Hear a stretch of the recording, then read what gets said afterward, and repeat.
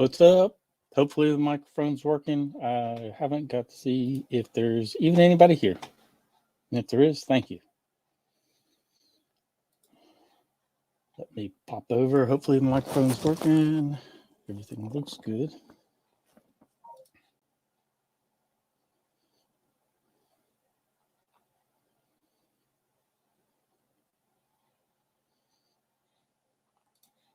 All right. 3 watching. Well, thanks for being here. Basically, what I'm going to do is unbox. I don't need these on. A brand new laser that I just received from Monport. It's their GI60 60 watt MOPA. It's excuse me 1 second here. Okay, it's a 60 watt MOPA JPT source. It's in the box. It's sitting right here beside me. I have not opened it yet, so the plan is to open it live, get it set up and burning, and hopefully nothing goes wrong. I like doing these live unboxings and doing the first burn. That way we get to test it out and see how stuff ships from the manufacturer. It's a true test, and then that way they don't have any control or say over what happens because it's live and it's freshly unsealed. Hey, Danny, Jack, HTL, thanks for being here. I appreciate it. And thanks for leaving a comment. And if you don't mind, you could always share this on your socials and maybe bring a few more viewers in. But I do want to show you an upgrade I did to my unboxing knife before we unbox.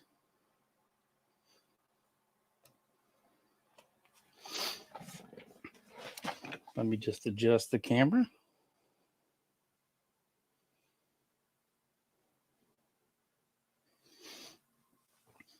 As you can see on the top, it says unboxing knife rules.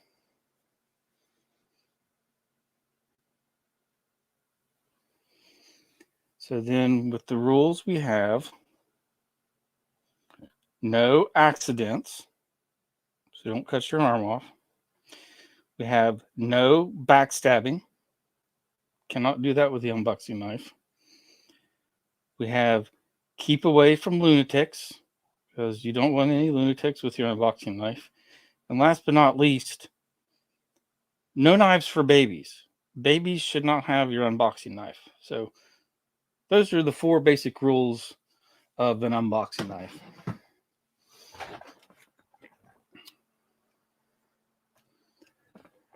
I just thought you guys might find that educational. Definitely. No knives for babies. It kind of makes me laugh. I get a nice chuckle on the inside. Hello from the UK, David, and hello from Denmark. I'm waiting on my MOPA getting me excited. All right. That is the Ninja of Nibiru. Well, what do you think? Should we just cut this sucker open? See what's inside?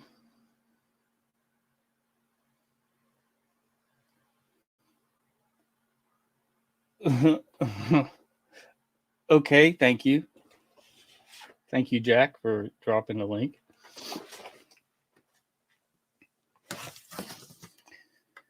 You'll probably get, I mean, I'll just come out and say it. You'll probably get banned for it, but that's okay. Not really. It's not okay. I just put my knife back. I got so distracted by that. Whatever. I didn't ask for it. All right. Let me switch camera. And I've got comments up here so I can keep an eye on what you guys are saying. And HTL, ha ha ha ha ha ha ha ha. Snicker, snicker.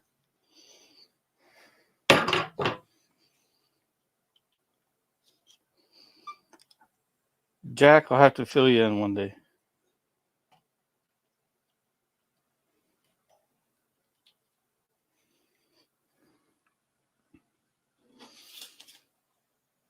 But yeah, I'll definitely fill you in one day. Okay, here we go. Unboxing knife.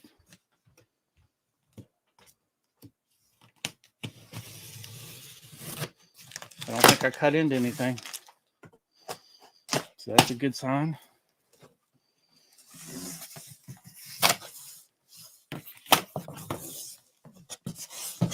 Oh, nice. So we have a box in a box. Ooh, that's a fancy looking box. This is when the unboxing knife comes in very handy. Oh, I can just cut the whole box open. Look at that. It says Monport on the side. How cool.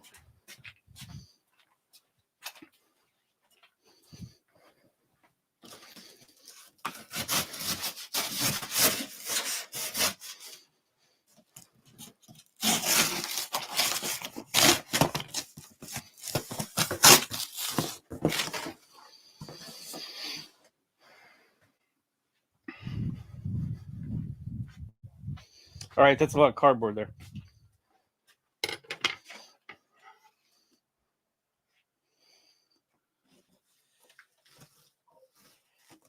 All right. Let's see. All right, you can see it says Monport on that side, and on the other side, it's got a cool little picture. So let me get that spun around so you can see that. It's actually worth taking a look at. Then there's some markings on the other side of the box too, or on the side of the box, end of the box.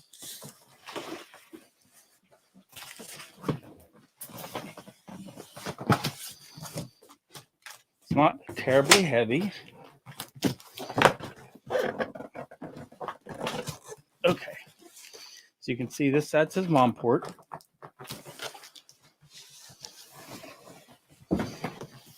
Then this side, it has a little picture of the fiber laser. Then on the side, the end, it has FDA markings and some other markings there.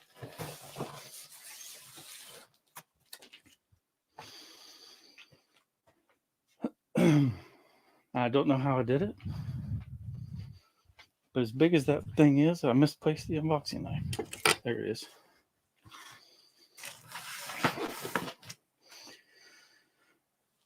Okay.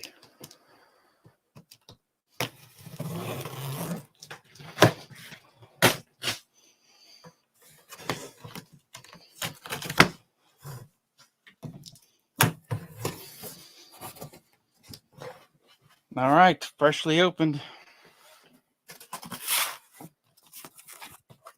Put the blade away, and I'll go through the contents as we see them. And I'm going to get a different angle now.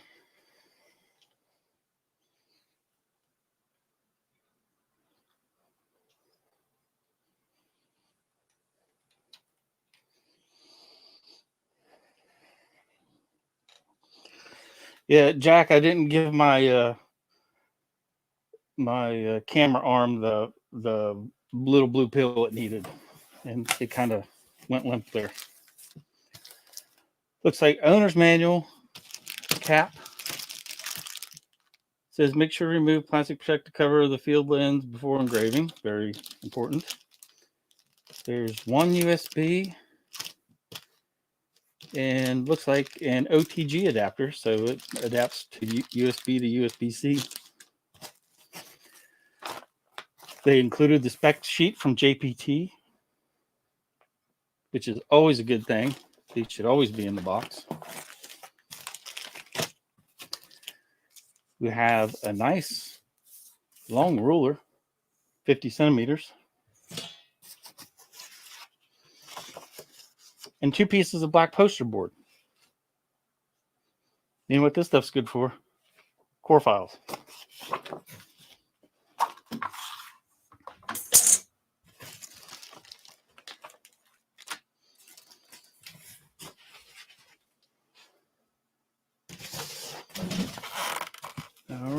So here is the tower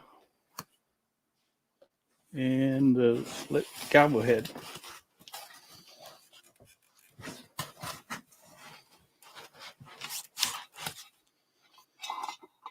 Here's the tower, and it does have a motorized Z.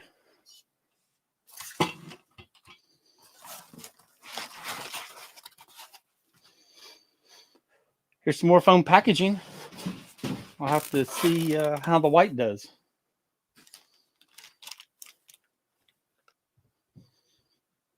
This does use the smaller lenses. I have no idea what lens it came with. But it does use the mini lenses, I guess you'd call them.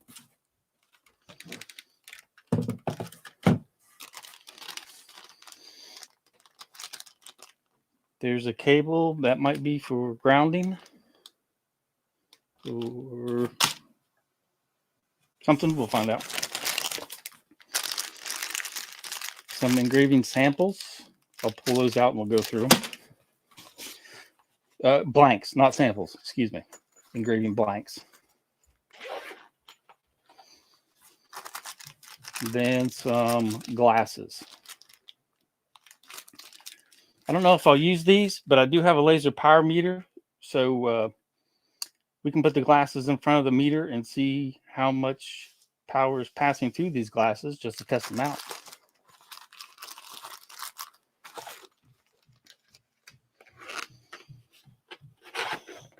Hey, Geo, thanks for stopping by. Foot pedal.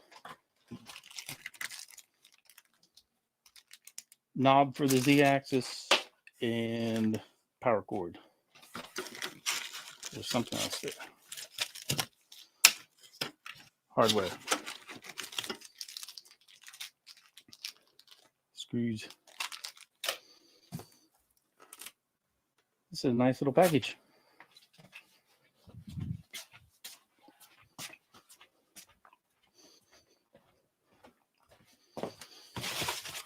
Need to make some room. That's all I do is make room. One of these days it would be nice to have a proper shop.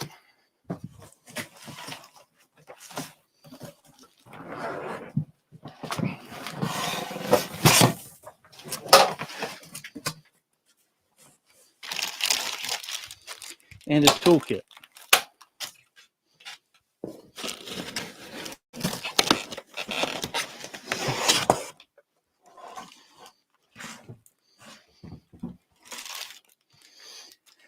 USB cord.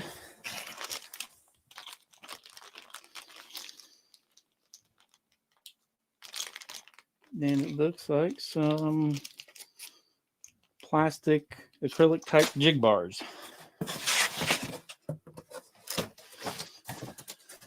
That's everything in the box.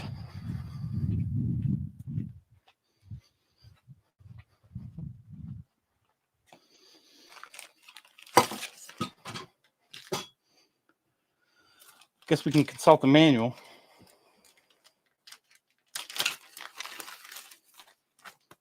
Follow the instructions to assemble this thing.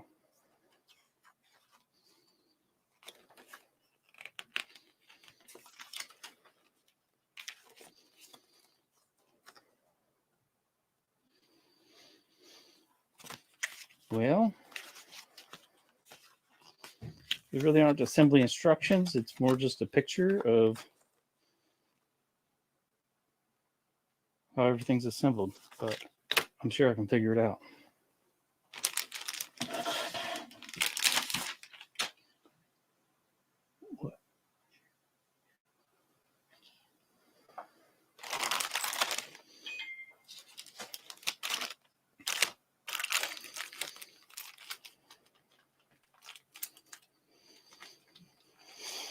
Anybody have any questions? I'm watching the comments. The pharmacy does have a lot of shelf space. But that just involves moving more junk to make room for more junk, which is what I do all day here. I'll have to pan around this room before the stream ends just to show you. I added another tool tool chest to help organize some things. So we'll see how that goes.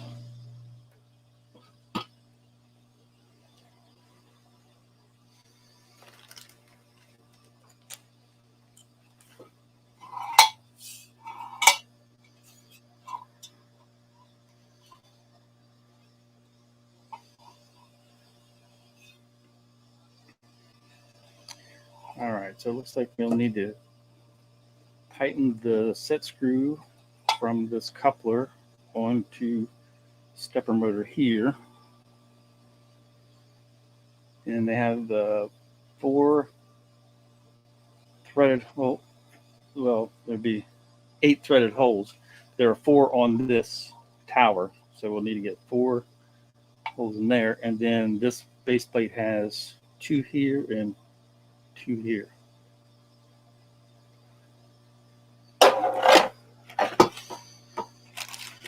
Let me see, it did come with a tool kit, so let's use the tools that came with it.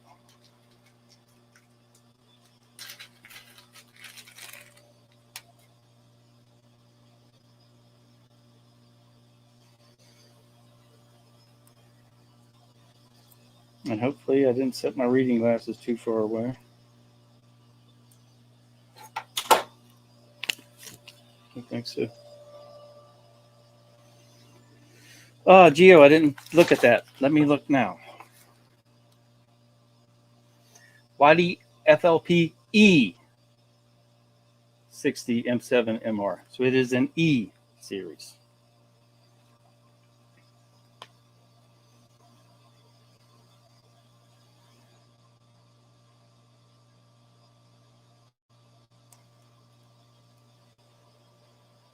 Sorry, I'm trying to get that glare to go away. There you go.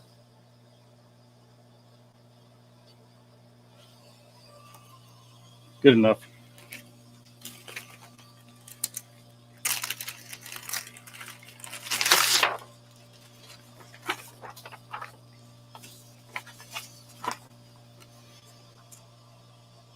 So there's your cutoff frequency range for this one. Waveforms.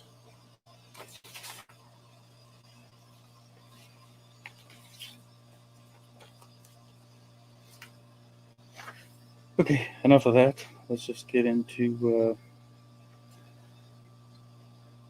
the set screw tighten down.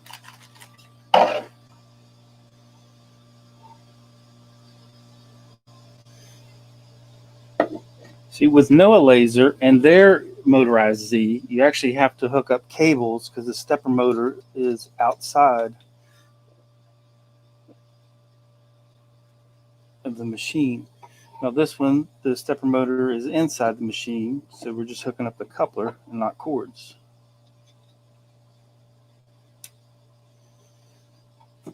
If I can see, right there.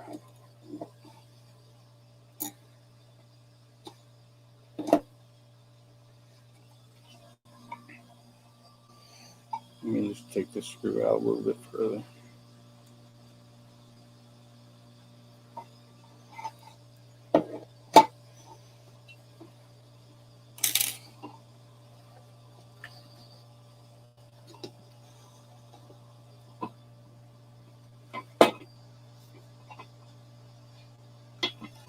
It does not want him to slide down over. Ah, it's because I didn't loosen the second one up far enough. My bad.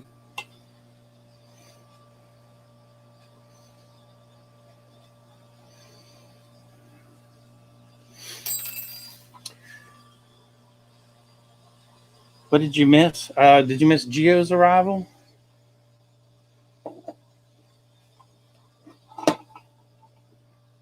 It really helps when you loosen both set screws to put the coupler on the shaft. It really does.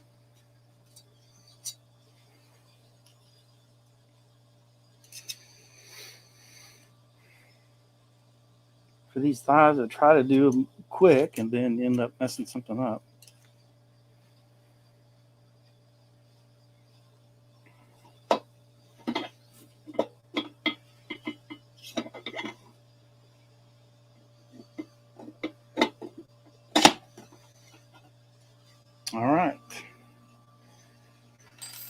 Well, pretty self-explanatory. We have 4 black screws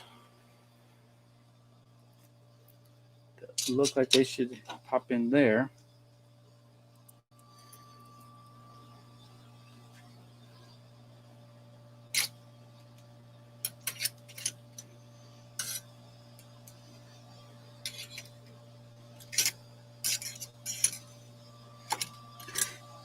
I did change my mind. I'm going to my long-handled bit drivers.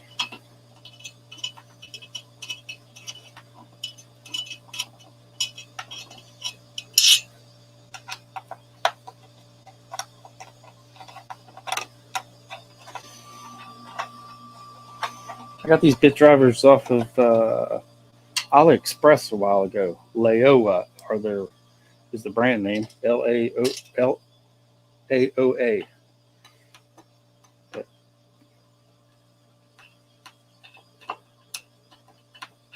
So far, they've been my favorite type of hex driver.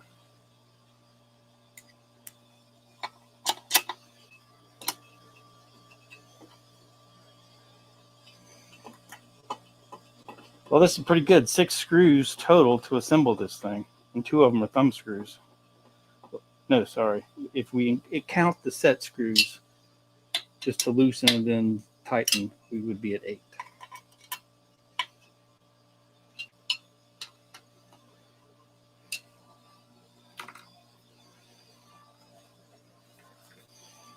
Now let me show you.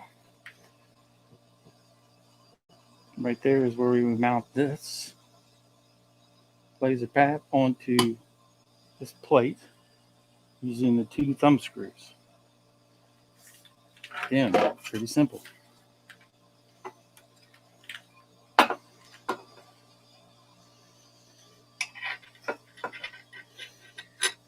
And the days when you had to line up screws and tracks and try to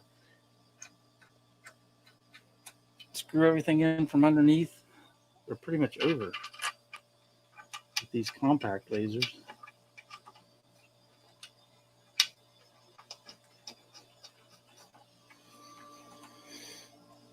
And there it is, 2 thumb screws in. It's assembled.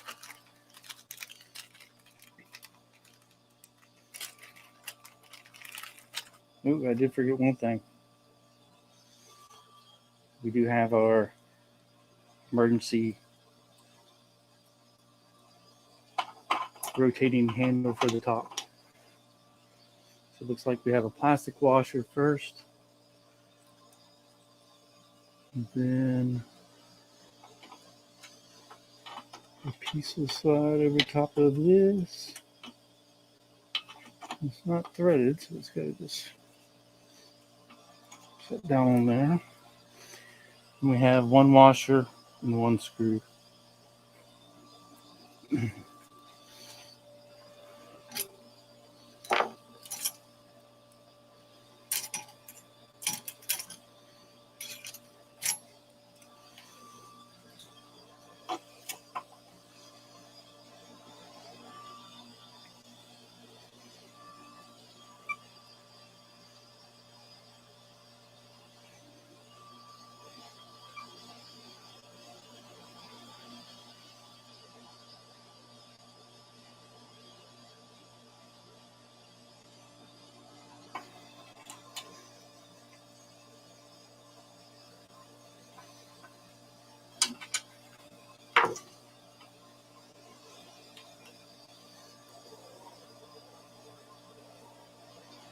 All right, it turns slow. Of course, it's going to be fighting the resistance of the motor, but if you need to raise or lower it, it's there.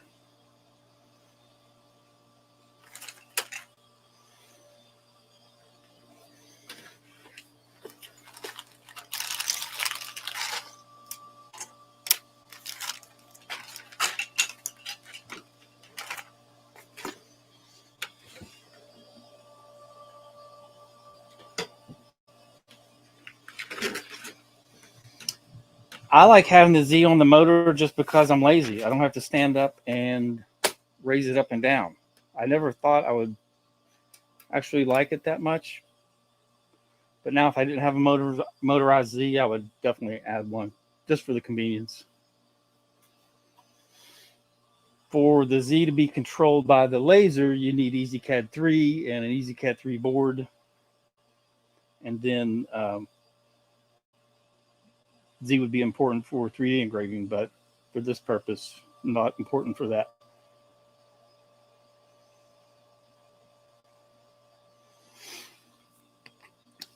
But if we look at, just like what Jeremy's saying, for how tall it is, look at my tower on this laser with the riser. It's so tall, it would be awfully hard to reach up and spin the knob consistently. So having that motorized Z becomes important in that case.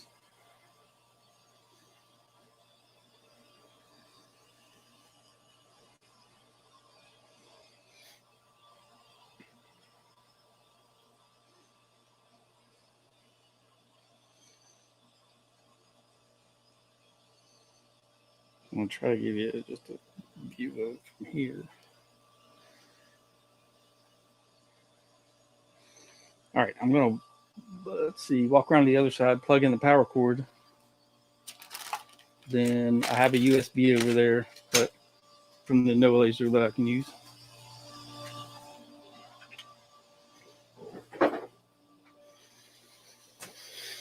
And I can use the same power cord too. So that's what I'm going to do.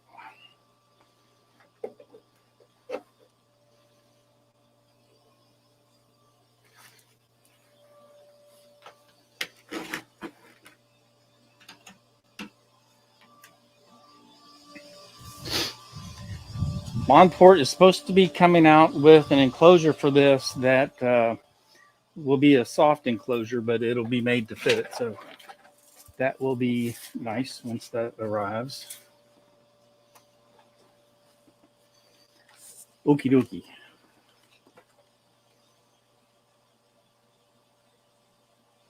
Let's see, emergency stop switch. Which one is the power? 2 is up, 3 is down, 4 is power. And there's an up arrow, down arrow, which I didn't see, and a power switch. And there's power. Hopefully. It's quiet.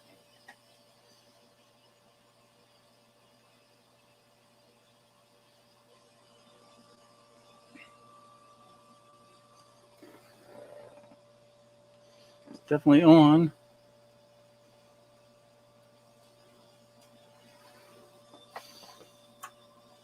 Emergency switch is out, and there she is.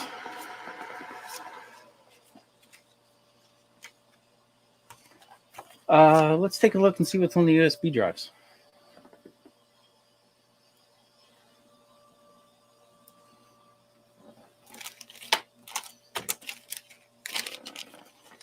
Then we can look at the little sample stuff they sent.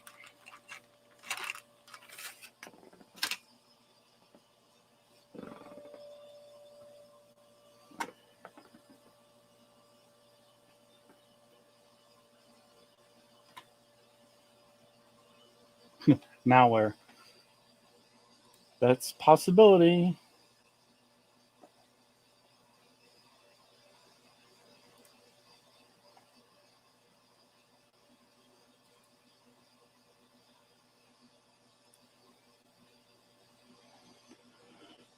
Let's see. Scanned with Windows Defender, no threats. So let's just go to...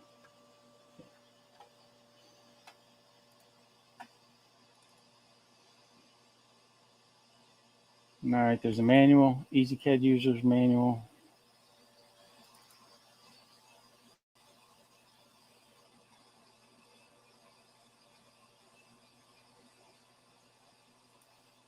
I don't know what that core file is for, but there is a core file, 91323, and it's recent. So that's a good thing.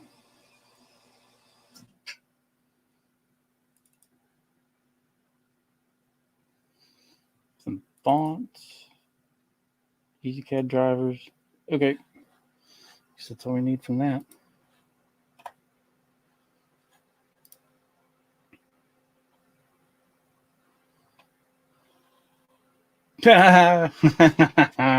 Jeremy, you're hilarious. I love it.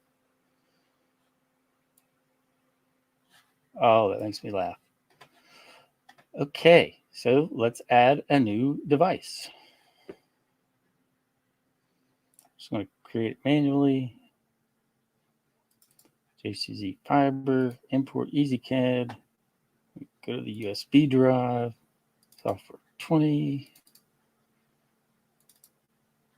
and plug folder. Mark CFG 7. Import.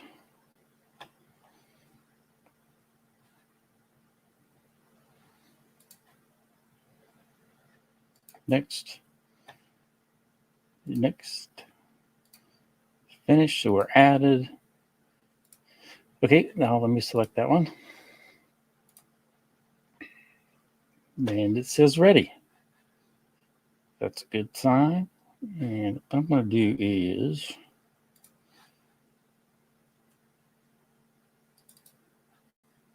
grab this core file. I'm going to copy that. I want to go to my Lightburn settings and crap. Hit the wrong button. God, I hate those buttons. Hate them. So let's do this all over again.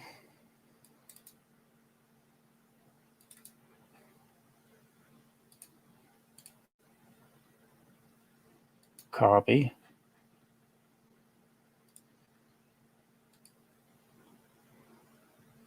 Paste. Then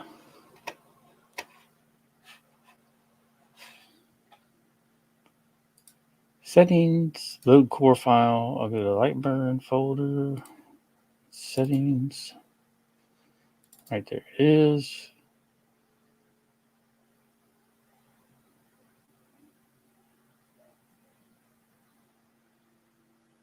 Yep, we'll see how that does.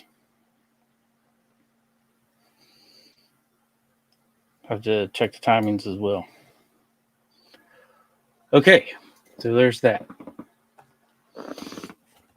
We are connected. Ready to burn. They don't tell you what this cable is for. I need to look at the back. There's probably a grounding pin. Here are these. I've never saw acrylic plastic.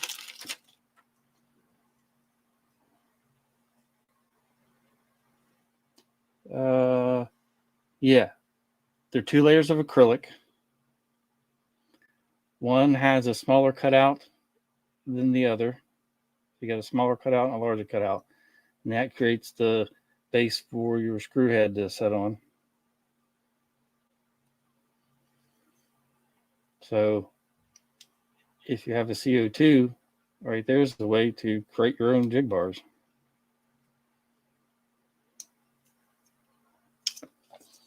So that was interesting.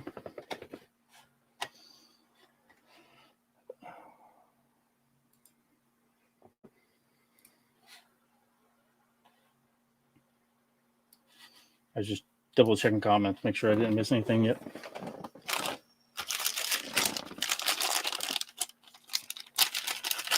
All right, in this little box of goodies, we have cards of different colors and thicker ones, not the real cheapy ones. Good job, Monport, with that.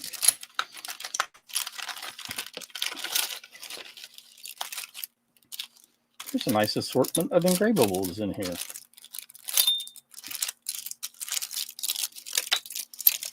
All right, we have some, looks like the black stainless dog tags. A couple of shiny stainless dog tags. actual dog tags. So a couple of stainless bones.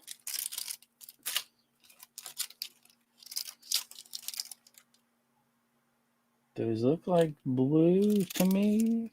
Some blue hearts. Purple. Maybe the purple. Close enough. And 2 rings.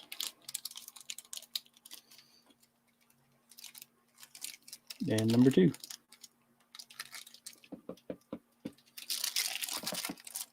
Easier to see out of the package.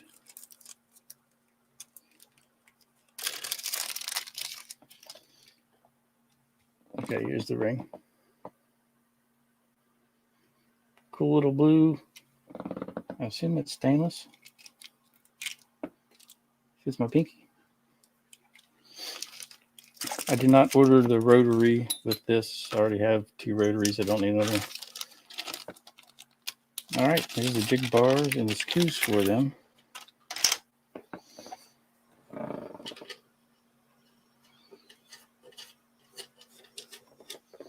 So these look like they're M4 screws for the bed of the laser. Yes, they are indeed.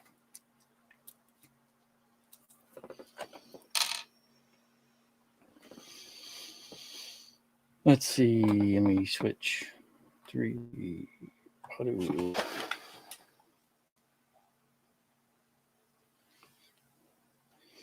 All right, so the holes in that bed are M4. Let's see that. It's compared to an M5. Just so you know.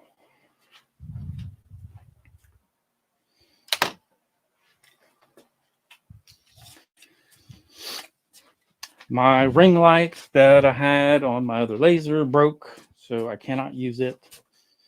And I discovered that right before I hit go live, so I had to have a backup light. And there is a grounding lug on the back of this laser. So that would be what that cord is for. Suspicion confirmed.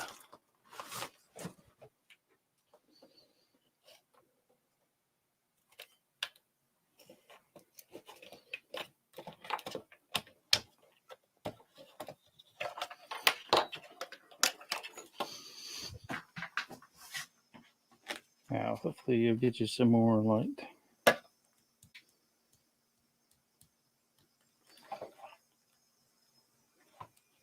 There's a little bit more.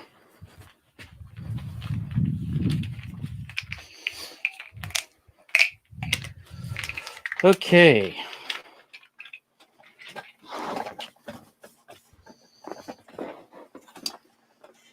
Now, lens size, it's an F. It's a 200 by 200, of course. However, it's a baby lens.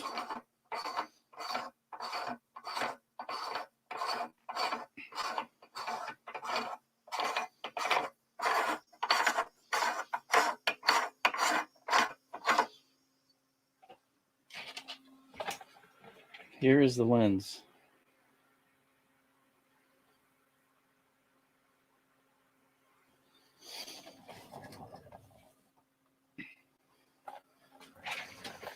Let's compare that to my 300 lens from my other laser.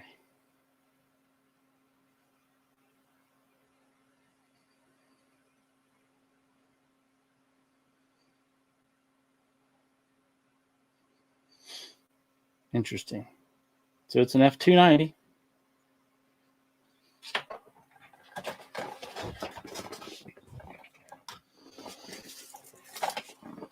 I don't even know what this size is called for this compact lens. However,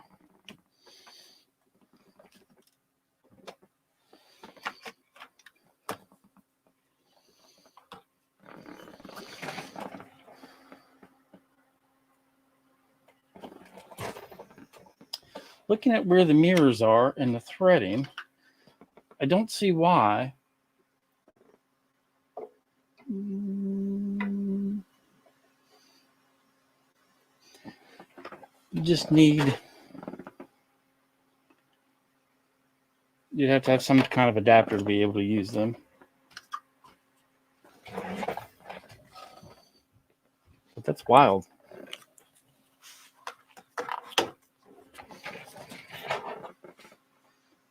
I would assume this is the same type of lens that the EM Smarts and the other compact fibers are using. The real small ones like that.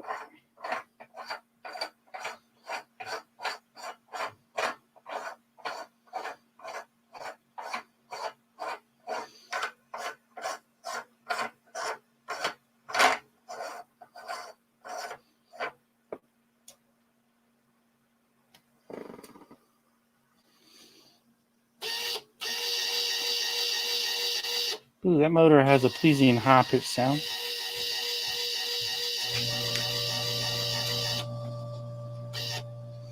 Okay, that is now showing in focus. I just raised that up. Oh. Okay, I just raised it up. Showing in focus. Here's my focal stick for my 200 lens on this guy. It's almost the same. Just maybe 2 millimeters difference, 1 millimeter, about 2. But according to the focal dots, it's in focus. And yeah, I can use roughly the same focal stick. And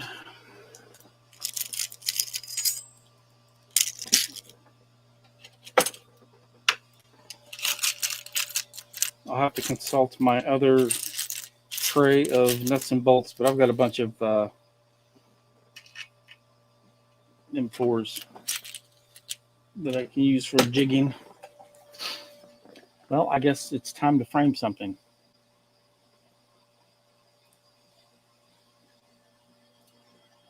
Go to my art library.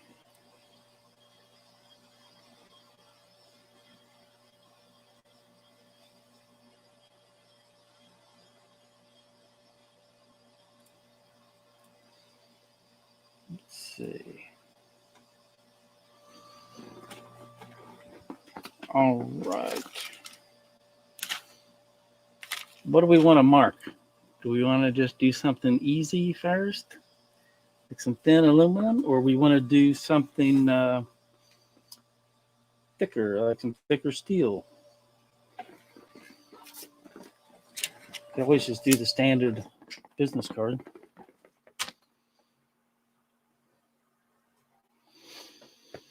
What do you guys think?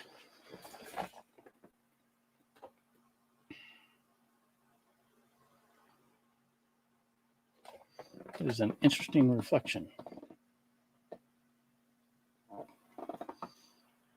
Well, that's coming from ATEM. It's kind of got, oh, I don't know. It's weird. It's got the two video feeds kind of mixed together.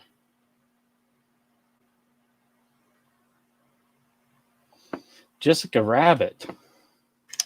Well, I couldn't argue with Jack. Of course, the light is right there in the way. Let's see. Let's make this at 80. Well, we do need to learn how this laser performs. So it's probably a good idea that we burn something so we can learn how exactly it is going to do compared to our other lasers. Framing hammer. I could frame a framing hammer. All right, let me hit this with...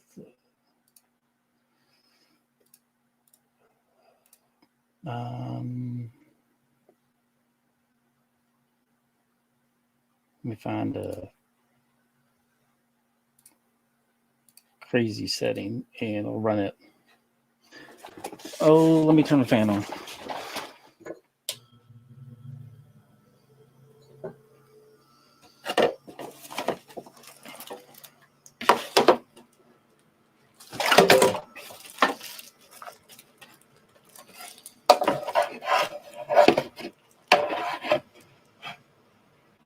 That'll work. That'll work for now. Frame. Good. If you look, that vent is moving slowly. I'm going to chance it.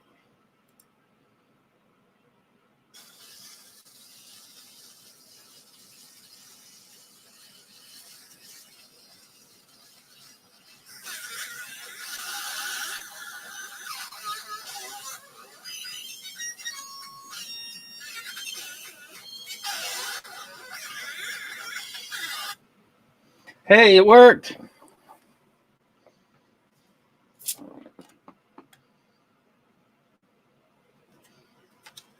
It was going good until the card started to bend, and then it moved itself. All right, so that worked. I got a thicker piece of metal. Let's burn something on it. Burn this.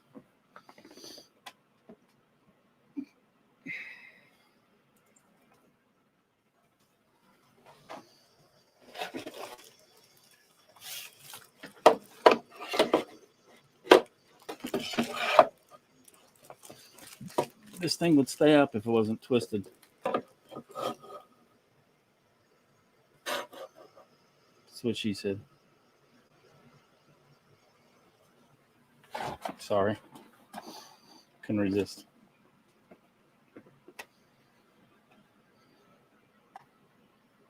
All right. Now let's get back to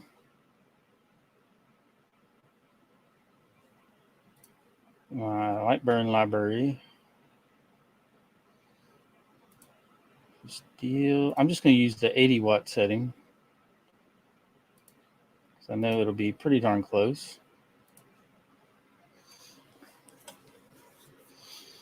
Now, what I do need is a couple M4s so I can put my air assist on there. So I'm just going to run this without air assist.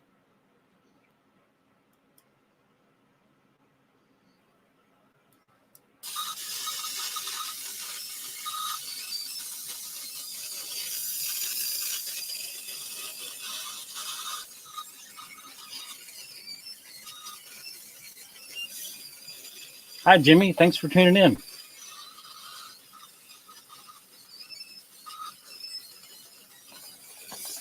Well, that was successful. Put together and burning while live in less than an hour.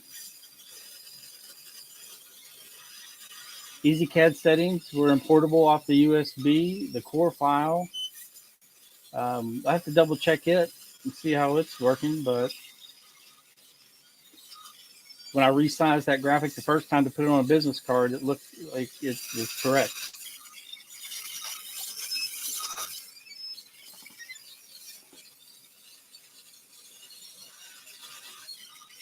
Yeah, it is correct. It's 80. And that's exactly what I typed. So it looks like their core file was good too. So kudos to Monport for including your EasyCAD configuration and core file on the USB.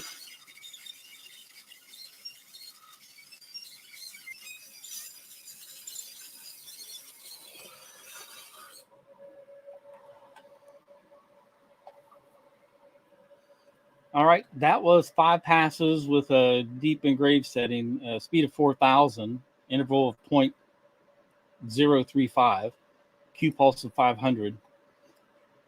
See, frequency was 40, but since this is a 60 watt, I would need to have the frequency at 30 at our max Q pulse to get max peak pulse power. But it looks like it did pretty good at 40. Now Jeremy can throw me some MOPA collar settings, or Brad, for your 60 watts, and look, try something out.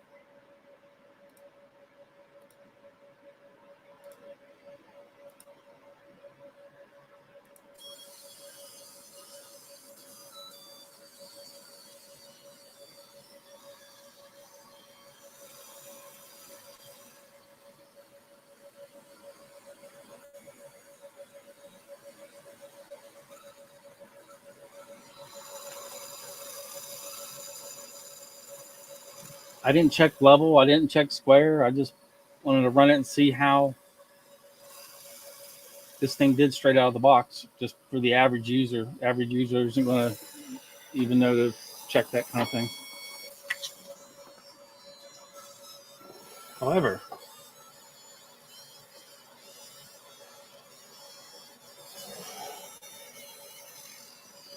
I'll use my analog level and check and see how it is.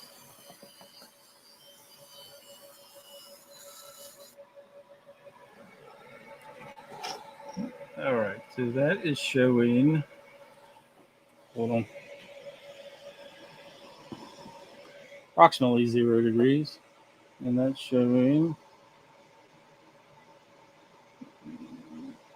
just hold it at the same angle. A little less than 0. A little less than 0. So yeah, looks like lens is level to the bed. Very good. And if we check across, you can barely see that. A little, like 2 clicks less than 0.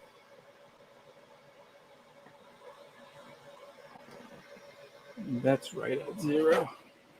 Let me get off of that. Okay, I was actually on the edge of that light. So 0, and the bed is 0. So it is, Galvahead's perfectly level to the bed. So that's good news. Oh, that's right. 1.5 max. 40 should be peak. Okay. I knew there was a reason I was on 40.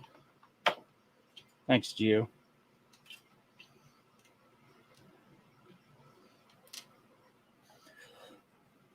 Any questions? Anything you want me to try? Anything?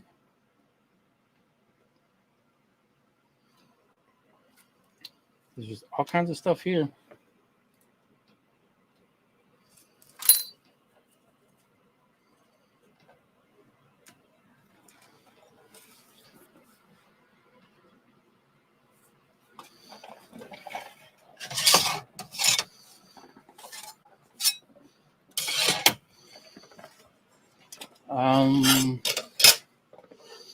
Let's see.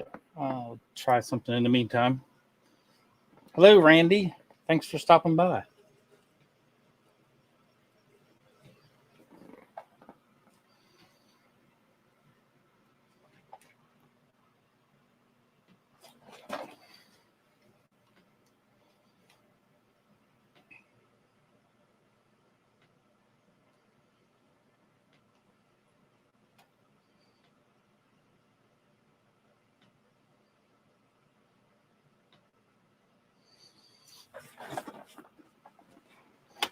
I'm going to try one of my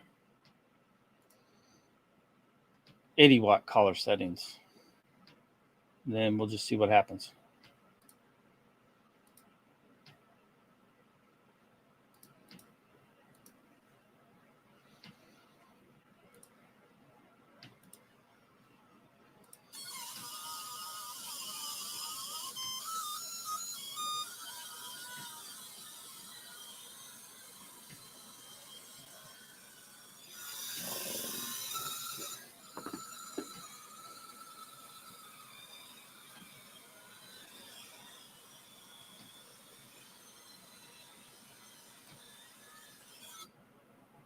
That's definitely not it. Hold on.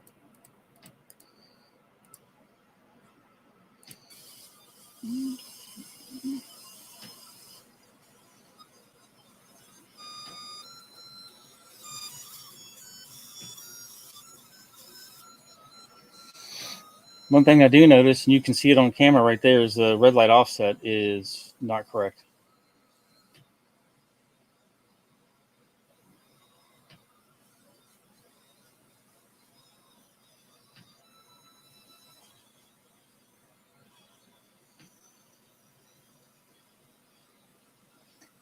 That is the steel you sent me, Jeremy.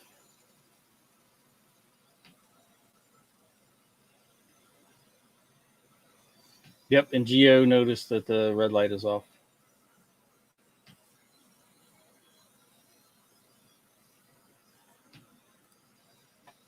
Everything looks good. Having 60 watts in that small package is very nice because that's actually smaller than the NOAA laser.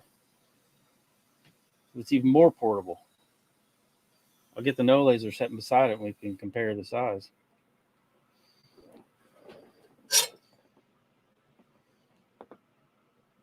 Oops.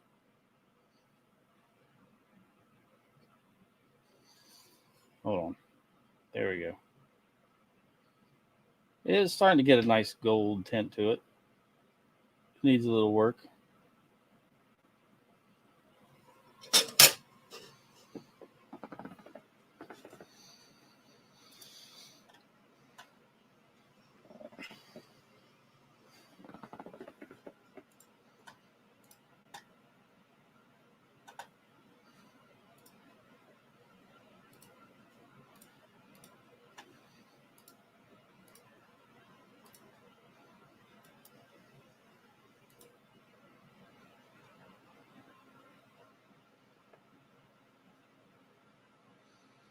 Now what I'm going to do is run a line.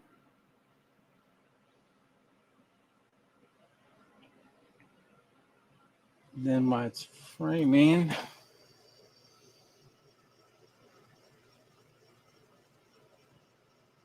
see, it looks to be about 1 millimeter down. Let me see if I can fix that red light.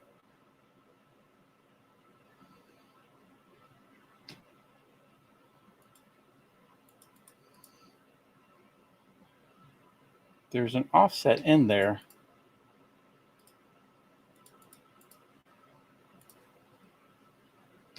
Where I imported the settings.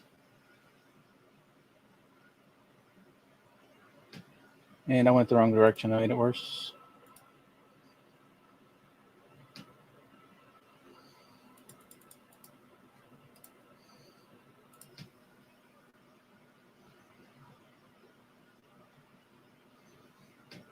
That's looking a little better.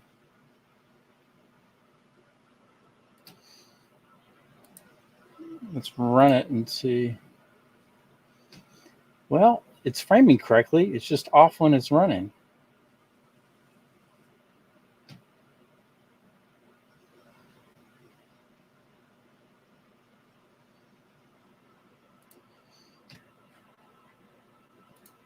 The easiest way to fix that is to turn off the red light always on. Well, it's not turned on.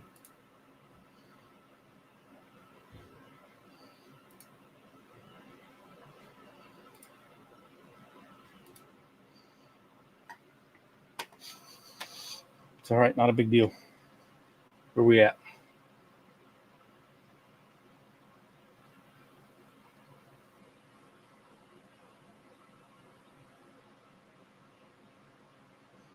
Yeah, I just never have my red light on whenever it's marking. That's why it looked weird. Let's see.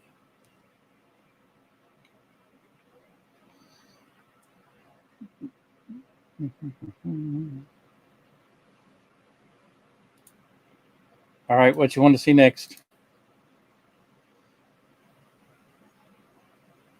We'll just do a black mark on it now.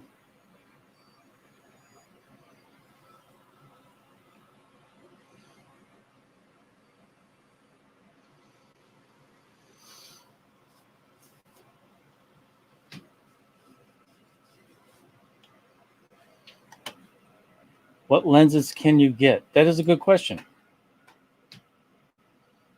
We'll look at that right now. I have a link in the description It's an affiliate link, but it also gives you a discount and a better price on these things at Monport. Accessories, fiber lens. They have the 150, 200, and 300 available. So not bad. The 150 is $105.99. That's not bad either. I might have to pick one of those up.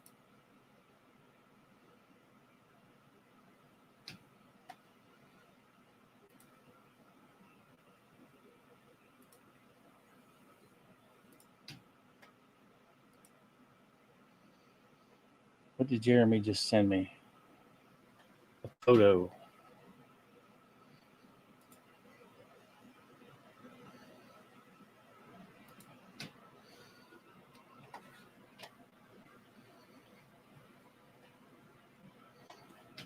Okay, I'm going to input Jeremy's settings and burn this again.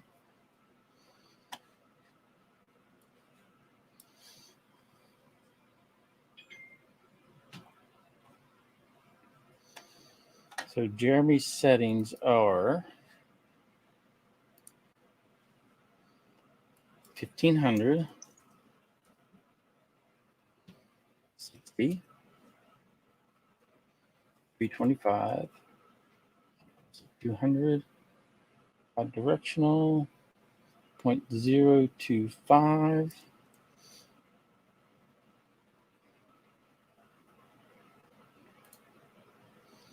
Auto rotate, I'm going to make that 97. I'm going to do 2 passes.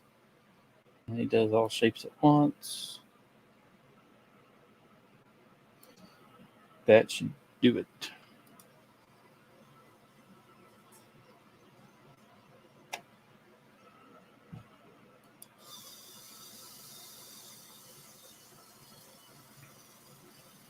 I don't know what color we're going for.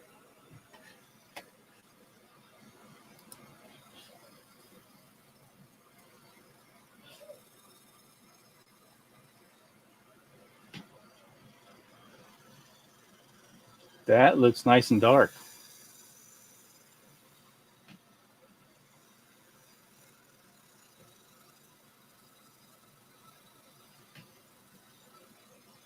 That's definitely jet black. Good one.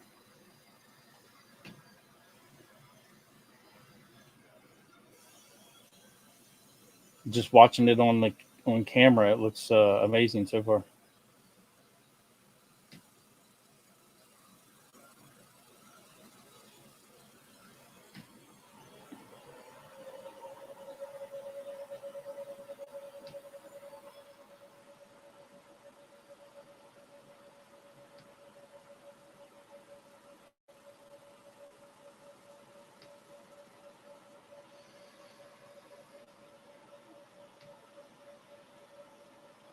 And this steel hasn't been treated or prepped or anything like that. So it's just bare.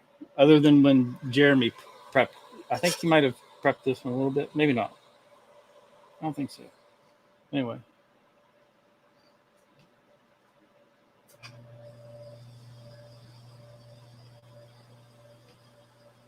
It's mostly black from most angles. There's a little blue in there.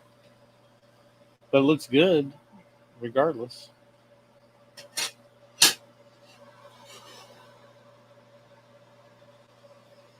Can't complain about that.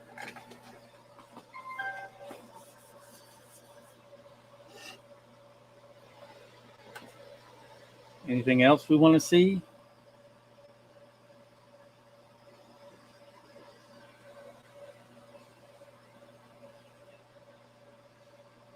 Somebody wants to leave me a comment, I'll see what I have around. I have a piece of aluminum that Brad has sent me for testing, so let's do some aluminum.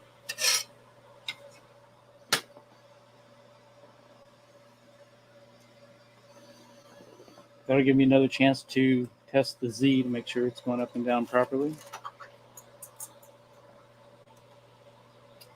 Up.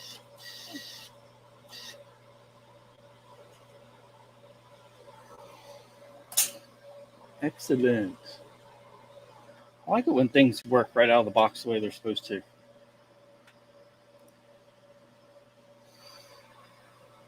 All right. Jeremy, do you have a setting for blue on aluminum or gold? That would be great. I kid. Okay, I'm just going to set this to a dark aluminum mark and see what happens.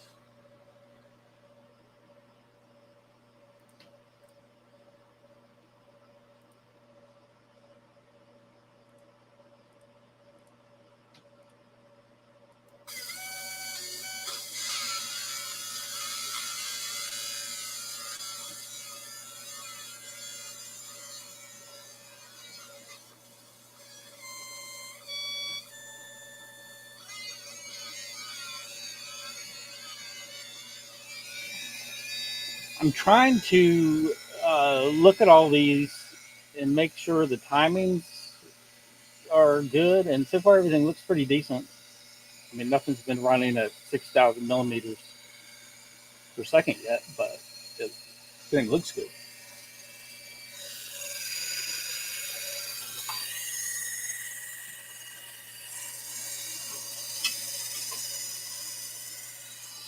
Looks like it is 50 centimeters, Geo, so it's a 500 millimeter tower.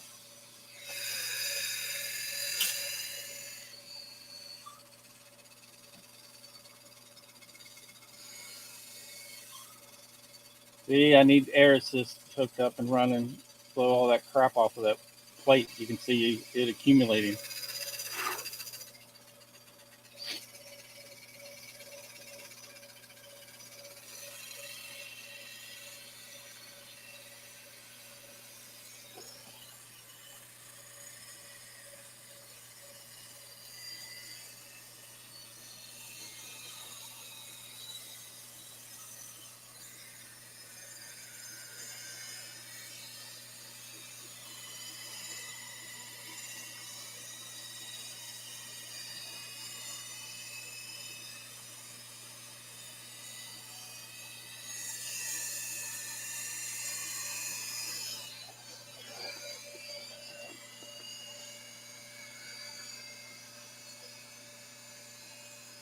Basically, what I found with aluminum is it's a lot like brass. The tighter your line spacing, the darker the mark you get.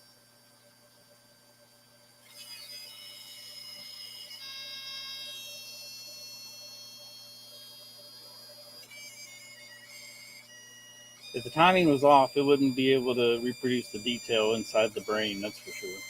Or those little lines on the laser symbol.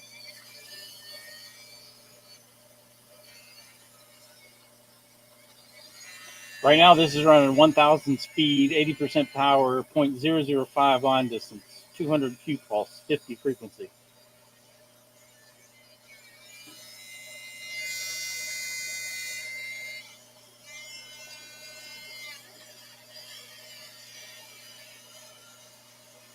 This one will do color on steel, aluminum. You can do shades with any fiber laser.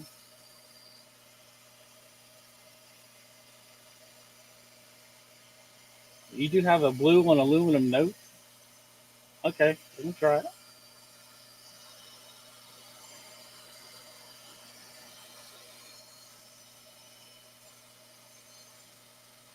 There's only one way to learn if you can burn blue onto aluminum, and that is to burn to learn.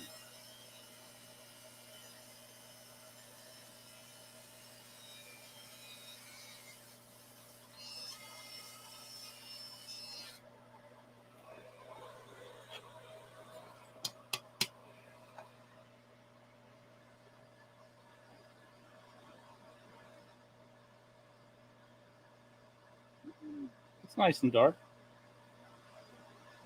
Timings look really good just from my naked eye looking at this on camera.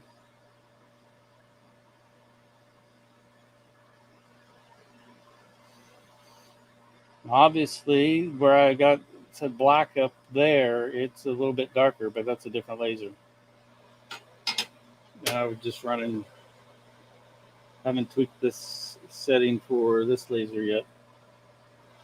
Be nice if I had a calculator to do that. Wouldn't it, Jeremy? You know anything about that calculator?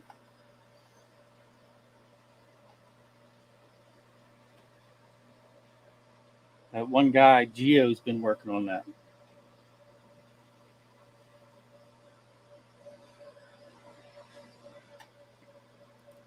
All right, let's try Jeremy's setting. 150, speed, power, 27.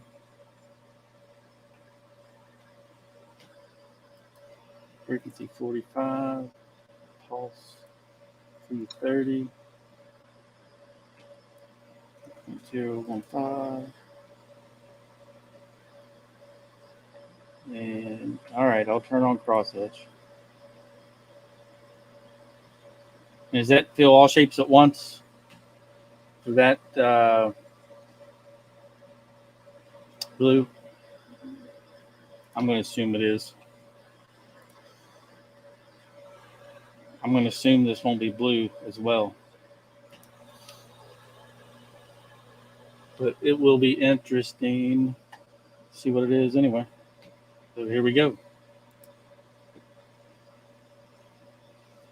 So I don't know if it'll have enough power to penetrate through the crap on that aluminum. Maybe I should clean it off first. Let's do that.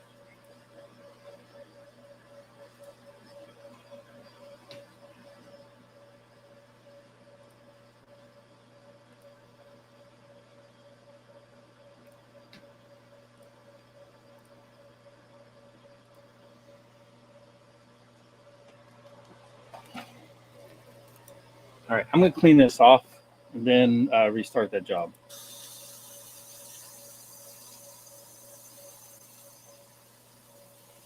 So all I did was just added an offset to that graphic.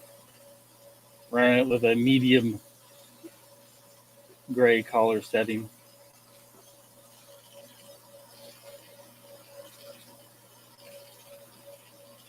This is brand new from Monport, Thomas. I don't know of anyone that has one of these yet. I'm not saying I'm the first in the United States. I'm sure there are others out there, but this is the only one that I know of at the moment. I know Rich, LA Hobby Guy, will be receiving one of these. So I know there will be at least 2 of them out here in the wild. And I'm going to be helping, now that I've received this laser, I'm going to be helping Monport out with their tech support. So hopefully, I don't know if that'll be more comforting or less comforting.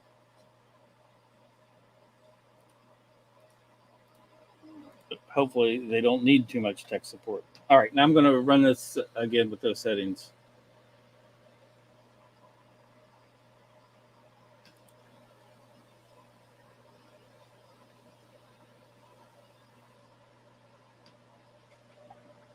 Now it's actually making a mark.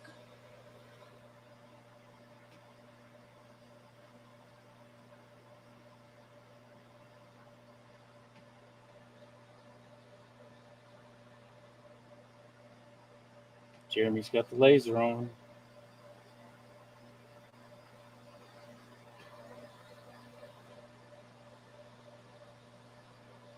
I would be surprised to see blue on aluminum as well. I never saw anything like that. It's actually making it nice and shiny.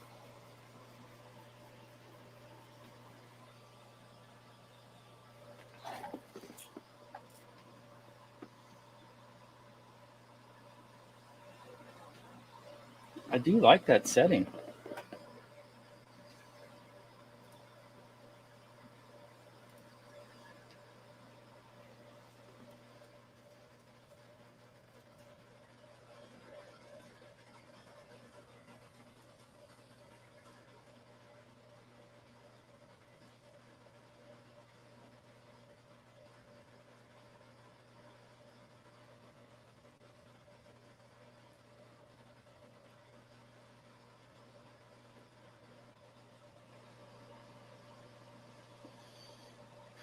I found a setting for aluminum that makes it almost iridescent. It's sparkly. I'll have to try to run that setting with this laser versus the 80 watt and see if there's much of a difference. See if it's even in the ballpark.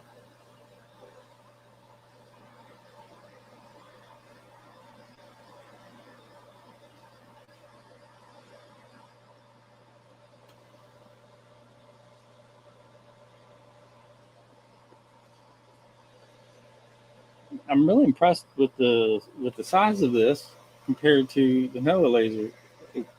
This is the 80 watt, which is the bigger brother of the Smart 2 50 watt I have sitting over there, and this one's a good bit bigger, and then this one is a good bit smaller than the 50 watt.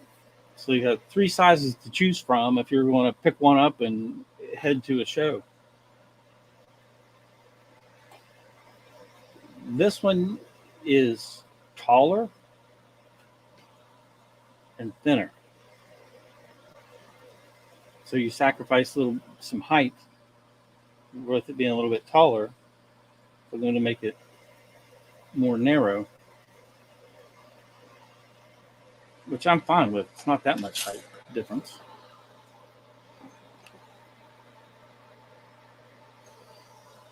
$150 versus $183.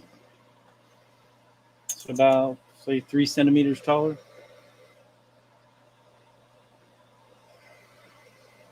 All right, it's coming back for the second pass. You can definitely tell it's a little darker. I don't know if I'm seeing any blue, but I can check that.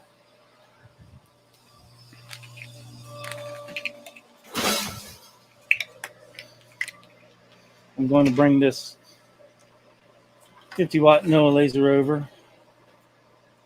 Actually, that's a cool black and blue.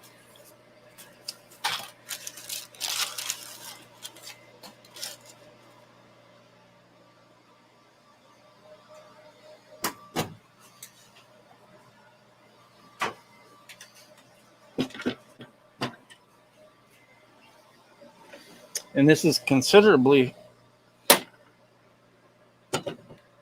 heavier.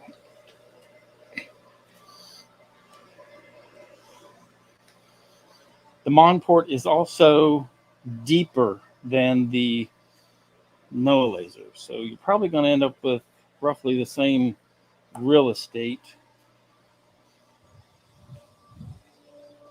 It just fits on a countertop better where it's more narrow. You have more room for stuff.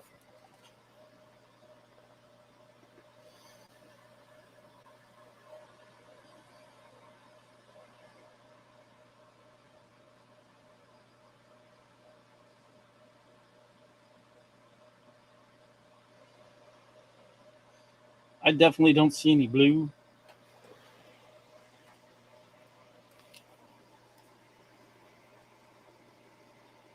It does have a nice shiny finish.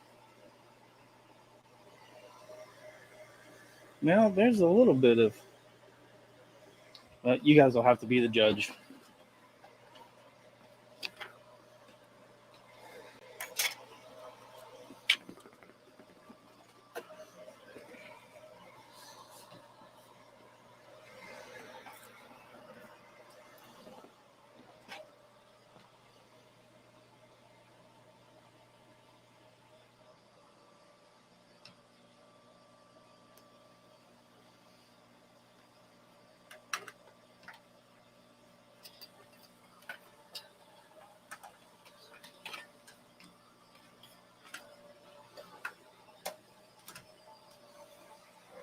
What's anybody have to say?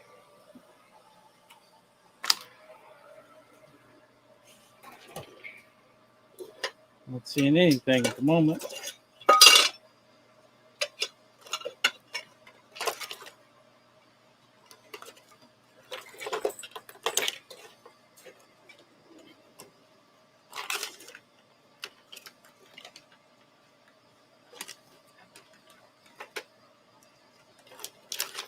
I'm looking for one particular HDMI cord, and I thought I had it here handy, and now I can't find it. Story of my life. Looking for cords. Cords everywhere, but never the cord that you need.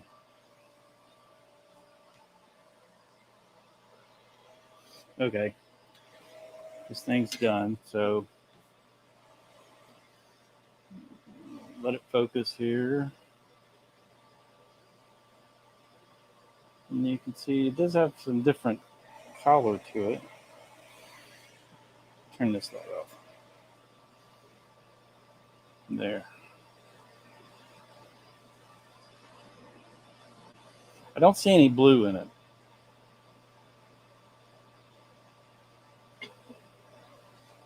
But it does have that cool shiny finish in one angle and kind of a dull matte finish at another angle.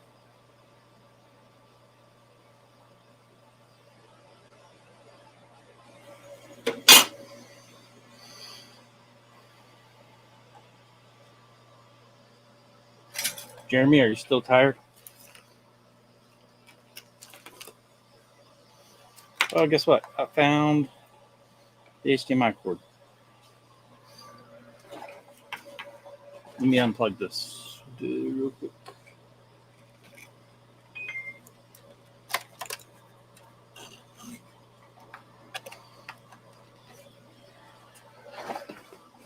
All right, I'm going to show you guys the difference in these lasers. It's just easier to use my phone as a camera. Somebody sending me messages.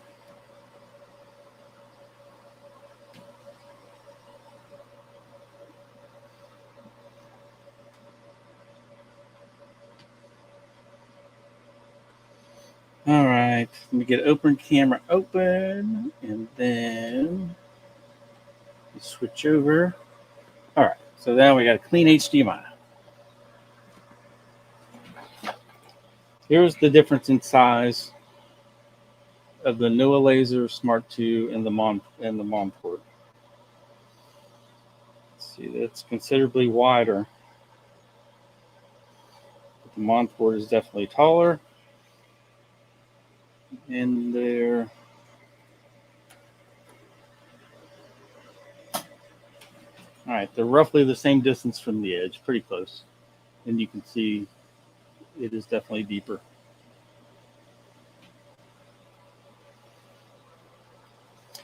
And then I have an extension on the NEW Laser tower.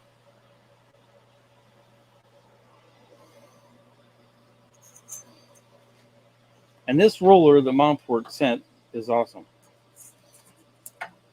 So that extension is 230 millimeters. So I can use the 300 lens on this, no problem. But if I'm just measuring the tower, 460, so 46. If we're measuring this tower,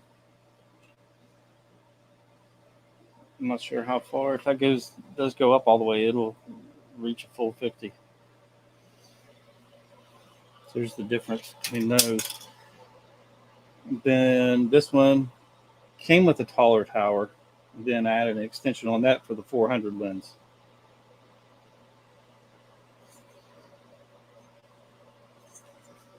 But you're looking at, let's see,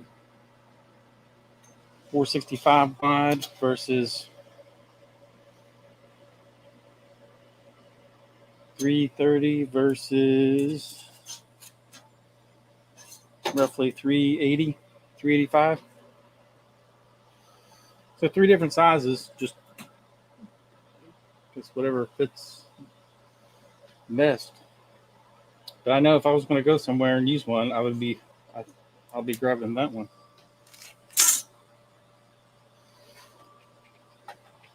Have more counter space, and it's still going to fit on like a folding plastic table. It's not too deep that it won't fit on one of those.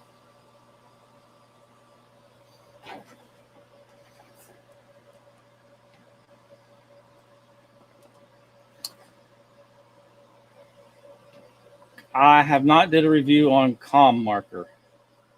I've saw those, but I haven't did a review on those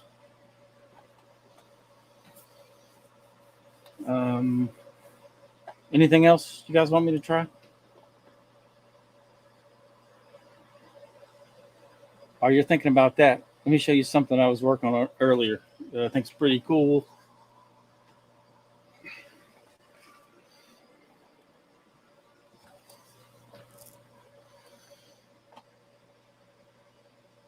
Check out my boots.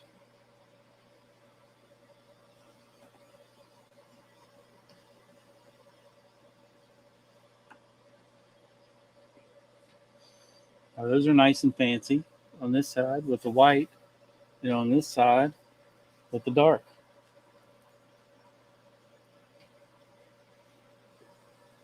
Now I can stick a custom boot in your, well, probably in the mud.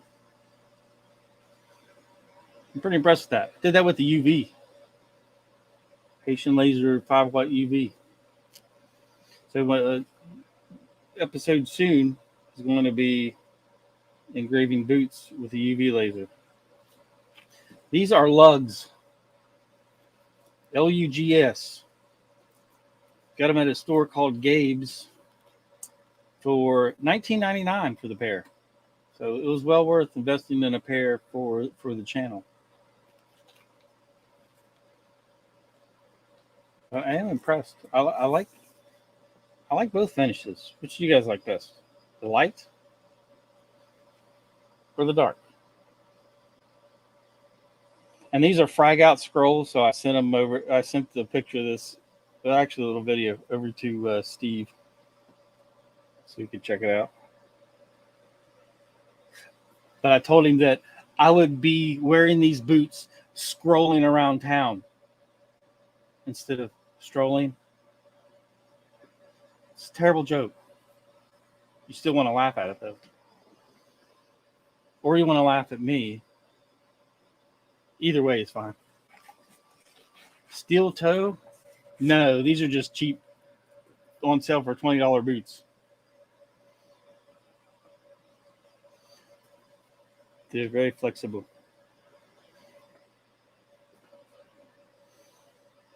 I do have some steel toe boots. Burn through the material and then engrave the steel toe.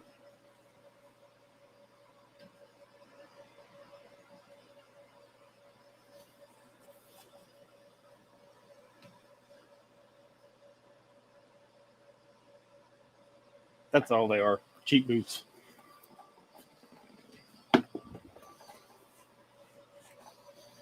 Typically, I wear Keens. I like the fit of the Keens, especially they're assembled in USA boots. They fit nice. I like those. That's what I typically wear when I'm wearing good boots.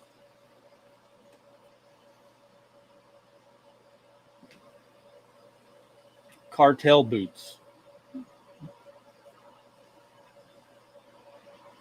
I don't know. I'm not sure what boots the cartel wears. Or does it depend on which cartel as to what style of boots? You know, like you know which cartel you're in by which boot you're wearing.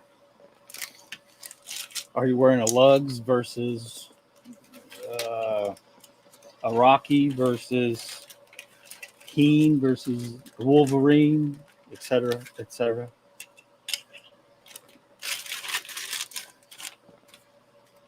Clean up some of those plastics. I don't want to just mess up one of these tags, but I would like to engrave one of these.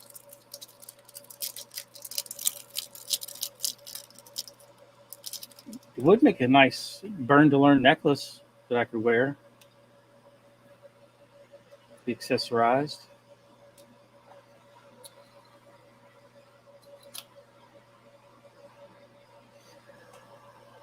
Yeah, I'll definitely put a camera on this. I don't see why not. Pardon me, I'm looking for a ring. I can't find it. I thought it was sitting here. Yeah, there it is. Check this out. There's a signet ring. Did some 3D engraving on this guy.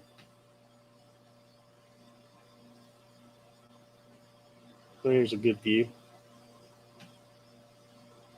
Then polished it back to a shiny silver, just like it was before I engraved it. That one fits on the pinky.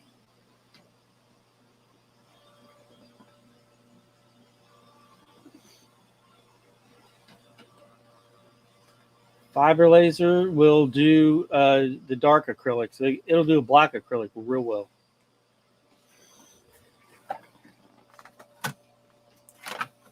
Let's see if I have any black. I did have some black sample pieces.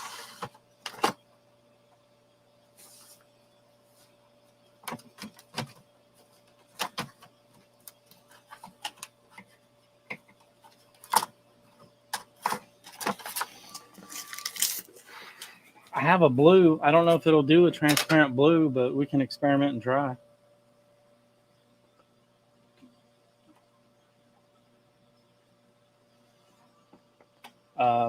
There's only one way to learn. We're going to have to burn to learn. So we'll do a transparent blue acrylic, which blue is going to be the absolute worst color to even attempt. So if this works, I will be very surprised. Although it will engrave clear cast acrylic.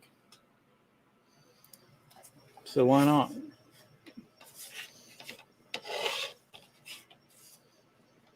Because you can use your fiber laser and engrave clear cast acrylic and create like a crackly bubble effect. And it's actually inside the acrylic is where that happens instead of the surface.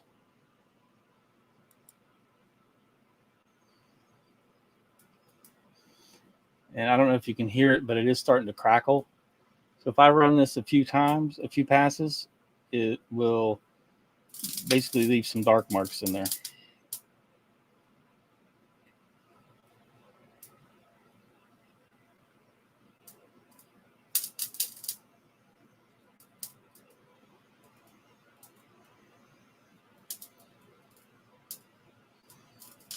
You see it's starting to crackle and pop.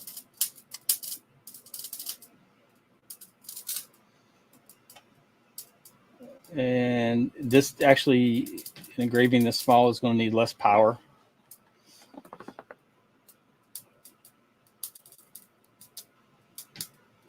Because it'll just want to burn it up.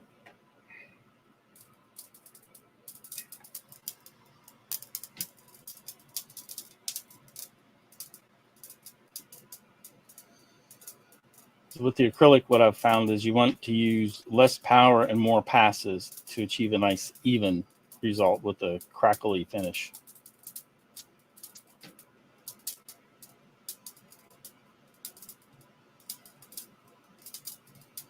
But I've never tried the transparent blue.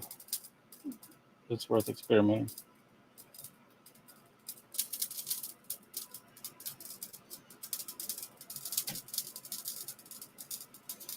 But this setting that I have for the clear runs three passes.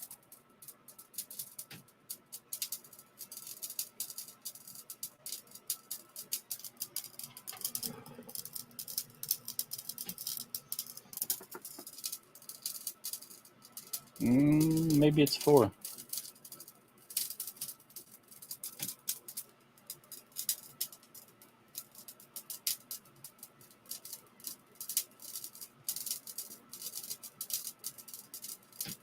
I haven't used this since last Christmas when I did Christmas ornaments on acrylic with the fiber laser. I'm just going to stop it there and take a look. Yeah, it's just a little bit toasty. I do have a different setting.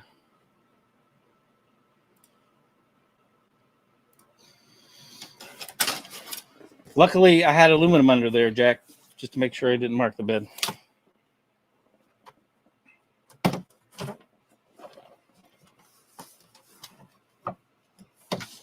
thought I had some black.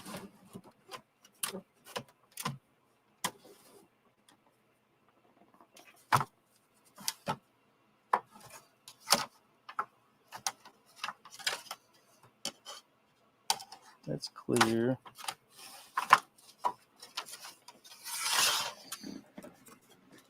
Here's a piece of black.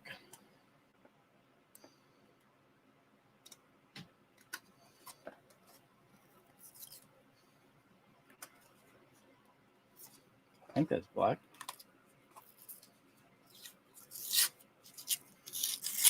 Yes, it is. I need to take the masking off of it.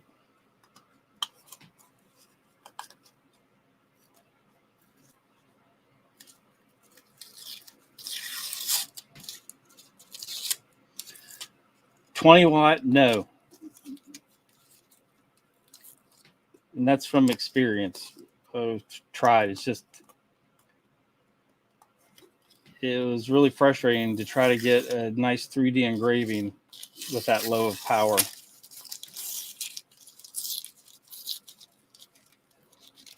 And it takes forever.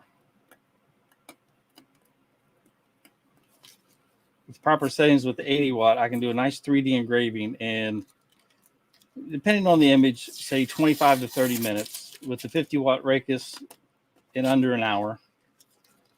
And that's a 50-watt.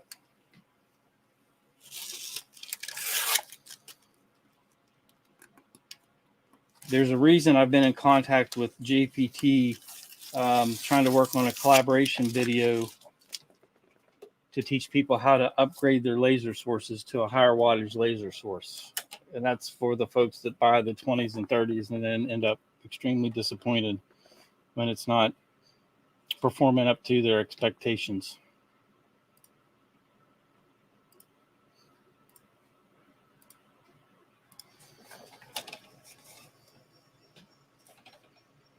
All right.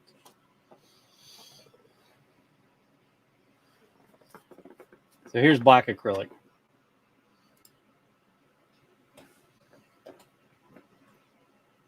I have a good setting for black acrylic. And it's transferring over to the 60-watt just fine.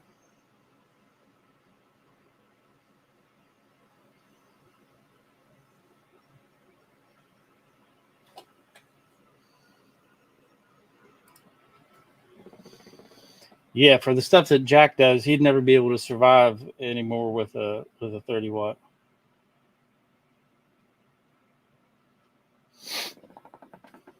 So there's the white, nice white mark on the black acrylic.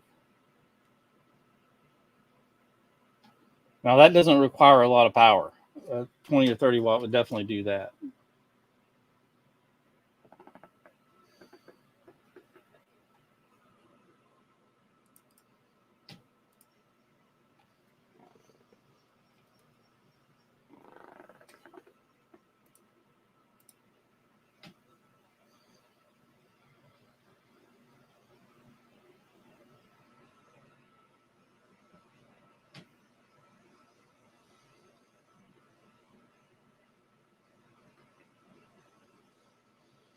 Okay, I just want to see what happens if I run this setting a couple times, if it would lighten it up a little bit. Since I don't have settings for the 60 watt.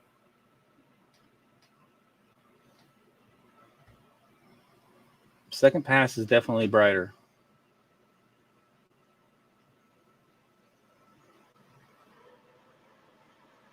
Third, from my angle, is looking roughly the same.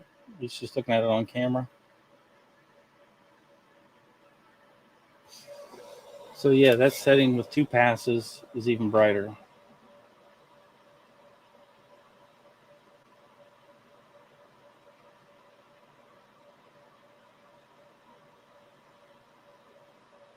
It's a little brighter. What next? Anything else? If nothing else, we can get ready to wrap this up. It's been an hour and 40 minutes.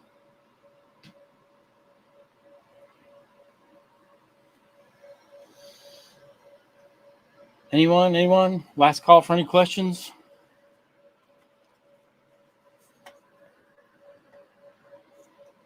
Although I do have a keychain sitting in front of me.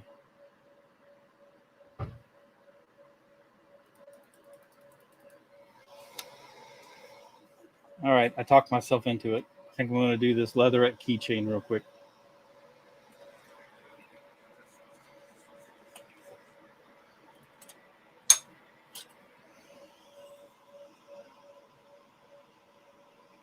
Needs to be roughly 25 millimeters wide. Frame. And I am going to adjust my focus this time. Do you need to go up?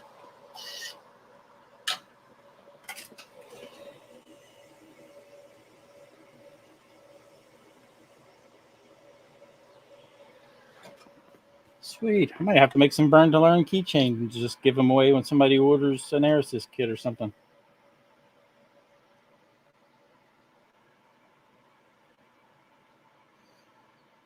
Let me find my JDS leatherette setting.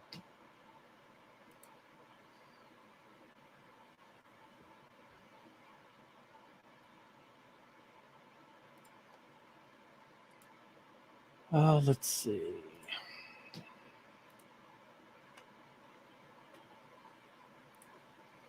All right, here we go.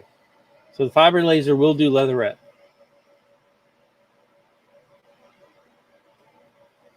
Oh, it is. Burn to learn is trademarked. It's even on. You'll see the little TM even there on the logo.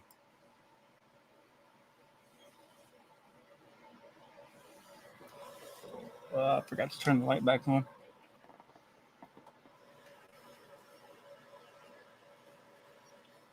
And it's not the correct setting.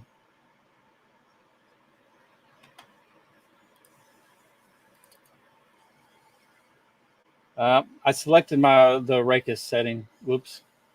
Might be a little toasty.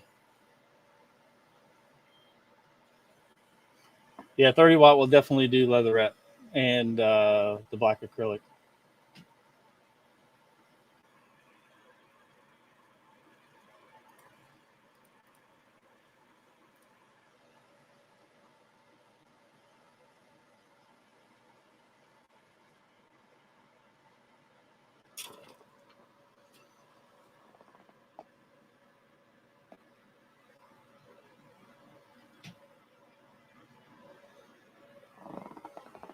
Yeah, it's a little toasty. But you have to burn to learn.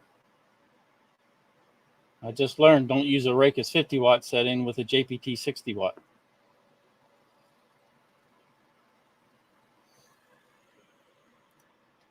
So in order to save time, I'm just going to show you how that is a little toasty. So let's do the other side. But I don't mind making mistakes. People can learn from my mistakes and then not make the same ones and not waste material.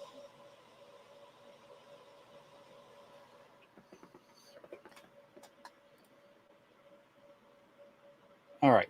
I think I have the proper setting now.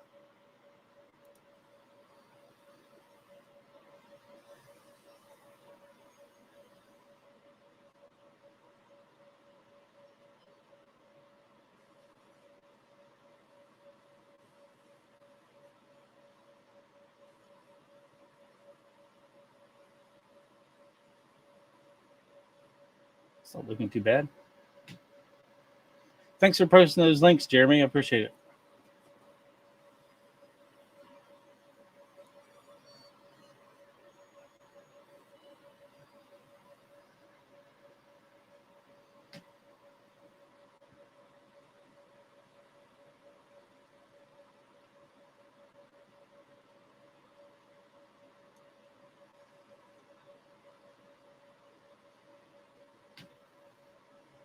Yeah, that's looking much better than the first go round.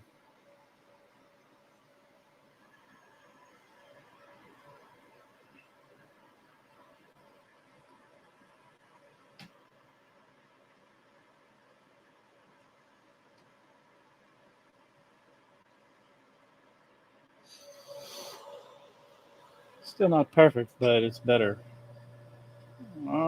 Well, no, actually, it's pretty good. It's just the little stuff in the middle that burn a little bit too hot. But overall, not bad.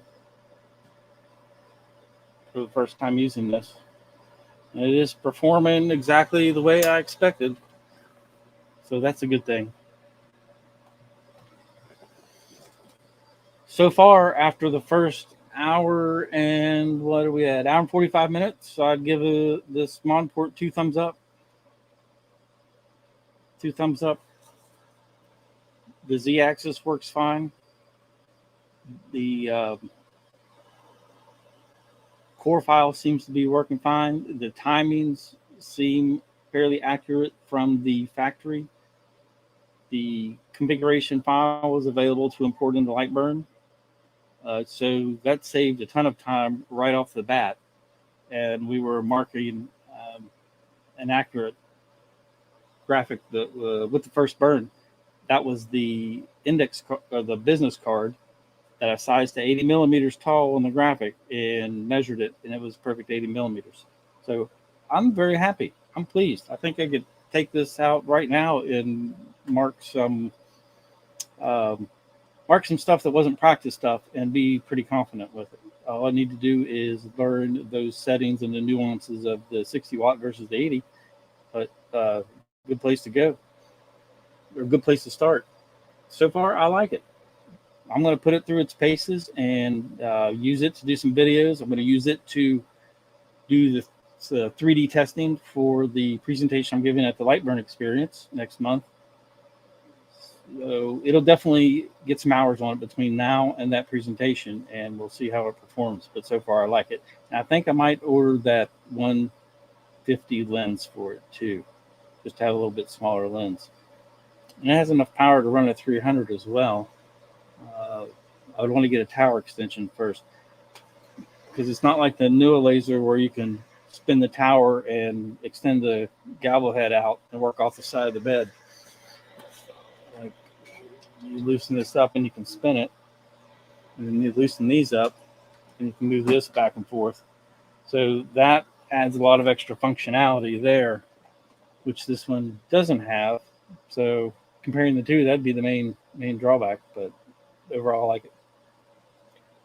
But thank you for tuning in. I appreciate you hanging out with me. I'll post a replay of this, and if you want to watch it again. But for the 14 of you that are currently hanging out, again, thank you so much. I greatly appreciate it. But that's it for tonight. I hope you guys have a great evening. See you later.